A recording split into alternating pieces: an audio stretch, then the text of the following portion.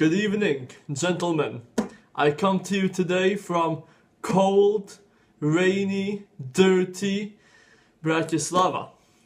I've been here for 3 days. This is my last night, and I thought this would be an amazing opportunity to share with you all my failure experiences and failure stories. Now, I envy people who have this mentality where they only remember their successes and they don't really remember their failures too much.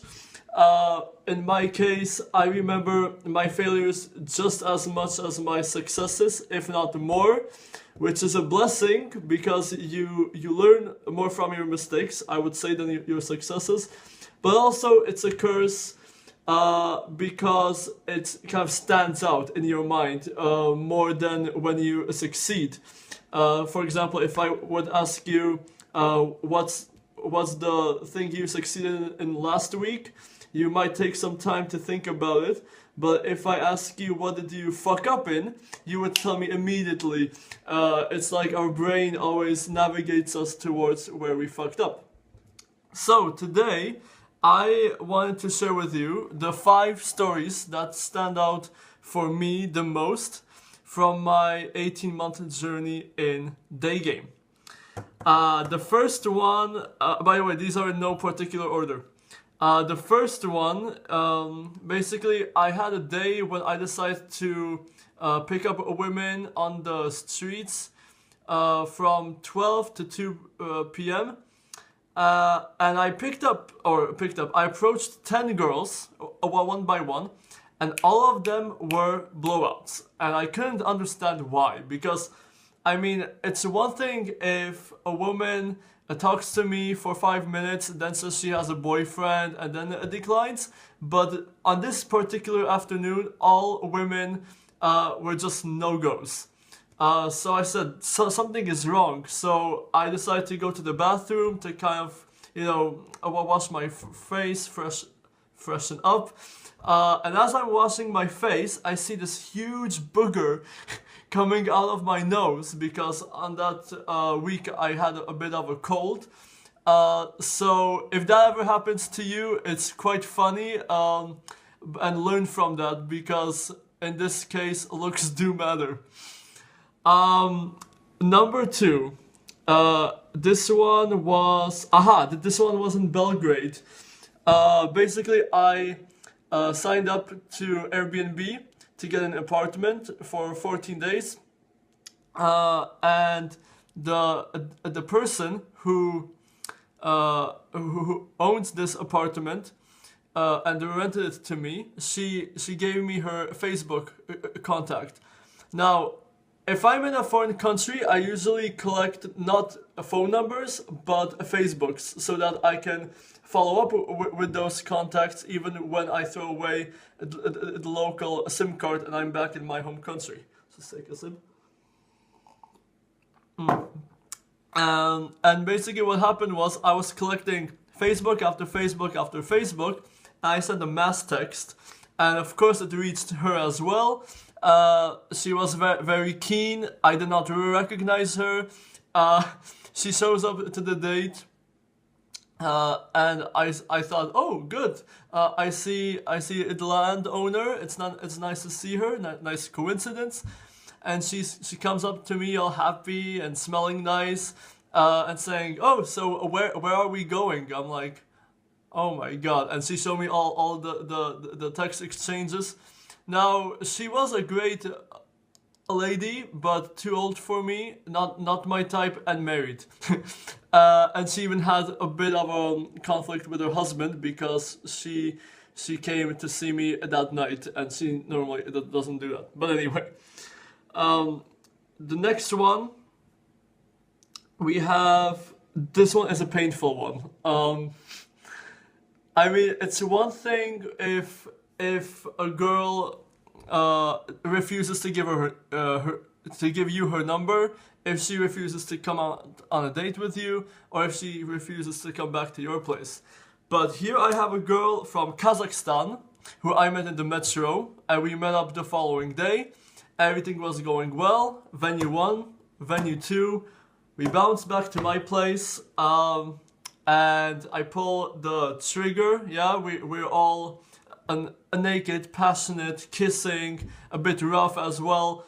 And so suddenly I'm about to take out the condom, but I feel that I have to use the bathroom. And when that happens, I say, listen, I'll be right back. I go use the toilet. I come back. She's still naked there, so I'm like, okay, good. And then she says, oh, wait a sec, I'm gonna use the bathroom now. So I thought, ooh, even better. So now she's getting ready for it. And she comes back to my room, fully dressed, saying that she has to go because she works in the morning. That was maybe the most painful one because I was this close to fucking an amazing girl that's very hot, exactly my type, and who was up for it. But I guess the love bubble just kind of burst as she left the room. Maybe she realized how fast this was. Maybe the anti-slut defense kicked in. You name it. But yeah, if you do day game and you're not losing enough women, as they say, you're not playing hard enough. So if that happens to you, don't take it personally. It's just part of the game. The next one was quite similar, and here we have also a Kazakh girl, and it's a very similar experience, except she wasn't naked with me, we were just kissing on the bed, and suddenly her friend calls, saying that she broke up with her boyfriend and that she wants my girl to come see her immediately and make her feel good. She did not decline that, and she left, and I never saw her again, just like the previous Kazakh girl. Maybe it's something to do with the country, who knows. And here is the one that maybe, I don't want to say hurt the most, but was the most expensive and was the biggest financial loss. When I started doing the game, I was quite excited about traveling. So what I did was I decided to pick up women on the train as I'm going from Poland back to Prague, which is a pretty long ride, like 7 or 8 hours. So I decided to, So I decided to leave my valuables in one place in my carriage and just go around the train to see who I can pick up, who I find attractive. I did find one girl, her name was Elizabeth, and what happened was she was quite cheerful, friendly.